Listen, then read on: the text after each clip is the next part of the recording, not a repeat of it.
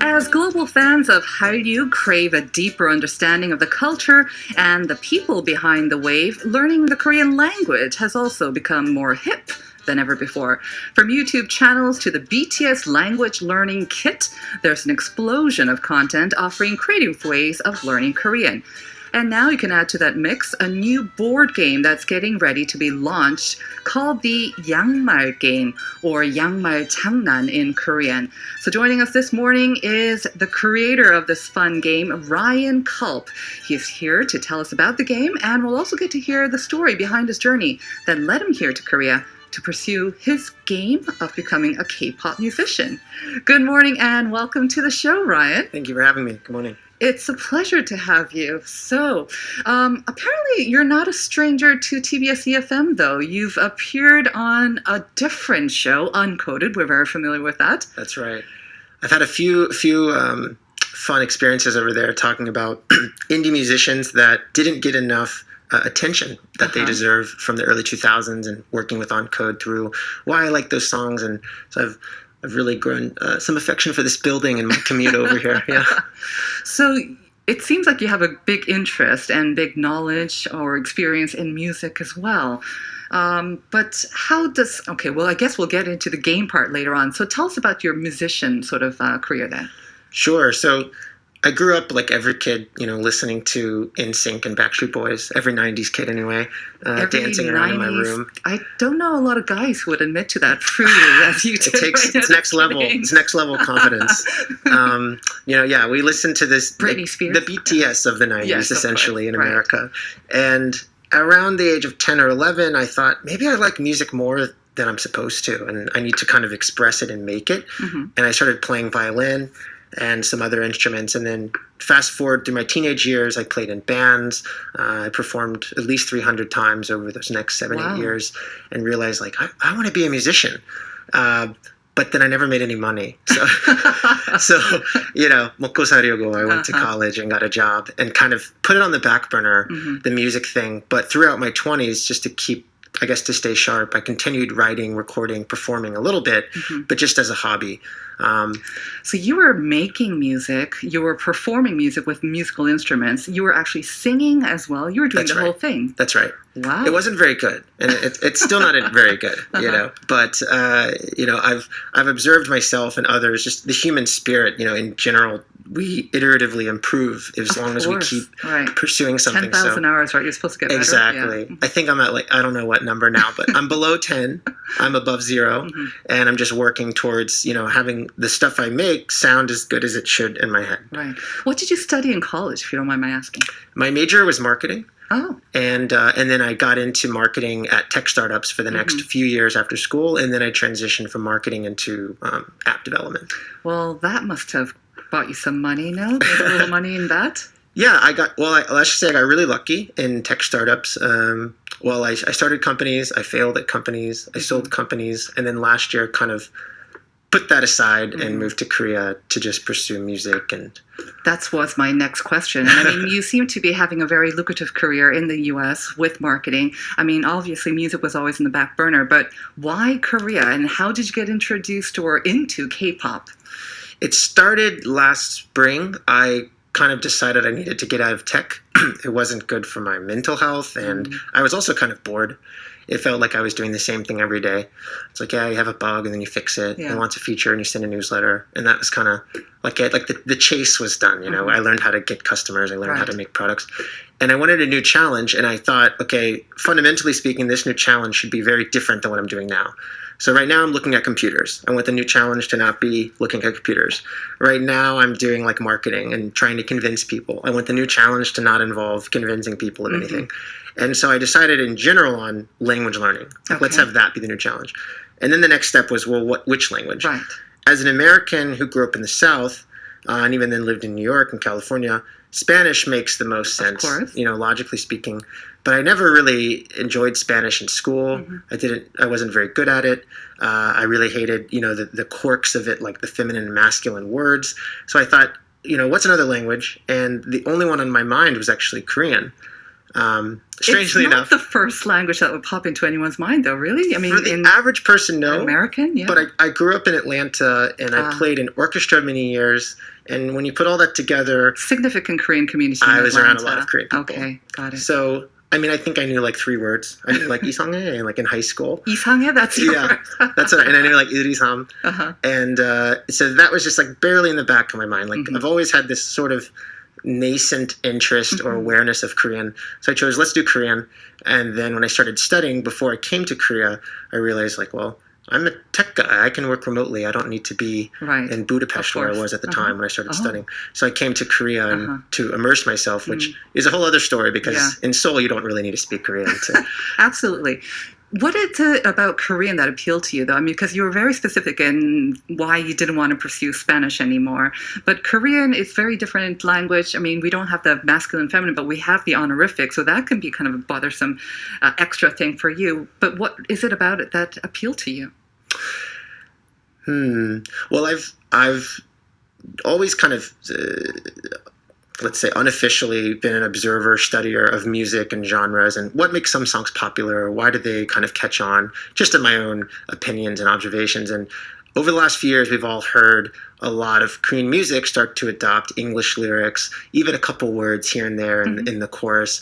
And so I thought maybe there's this way that I can kind of combine my skills and create something new. And so I've always found that to be true in entrepreneurship. You can have a mediocre skill A and mediocre skill B.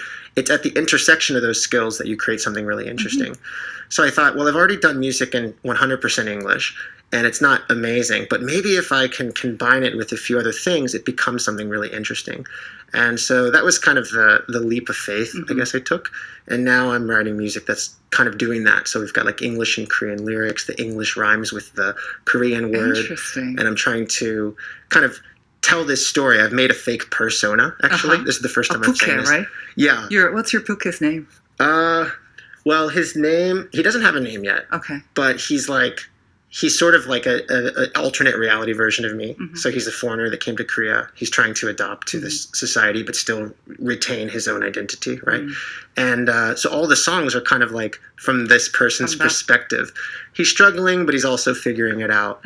And so that's, yeah, I can't really say that there was a particular element of like the Korean language or the sounds, but I wanted a big challenge. I learned last year we need to have really big goals. Right. Our goals should basically scare us, and if they don't scare us, then they're not good. And as I've learned, like you mentioned, learning Korean instead of Spanish was it was a foolish thing to think that masculine verbs was a real challenge. That's not a real challenge. Well, the alphabet, they say, is quite easy to. But everything else can be quite difficult. So how have you been learning the Korean language? Is it through a tutor? Do you go to an institute? I've been learning girlfriend or boyfriend. They say sometimes that's the best way to learn a language too. Kind of all of the above. Okay. I went to a language school for 2 weeks just to try it, but most of the other classmates I felt weren't taking it seriously. And then I had several tutors. I still have a couple, and I have language partners that I meet with in person or online. But mostly it's just alone. So I do a lot of flashcards, and I use some really popular websites. And nowadays I'm more focused on listening, so finding podcasts and just talking to people. What has been the biggest challenge, I guess, in mastering or learning Korean? What's the most difficult aspect of it?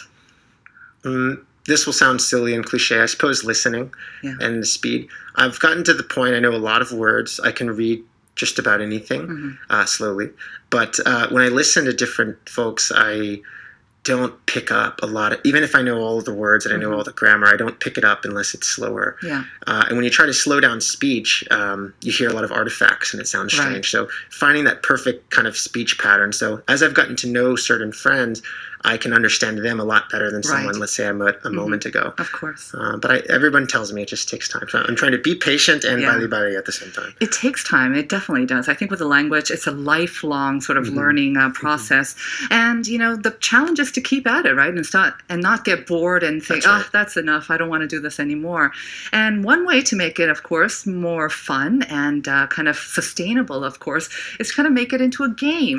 But after learning about your sort of background, I would think you would come up with an app or an online game. That would be the natural kind of progression. But your Yangmal Changnan, this game is a board game. You've brought it into the studio.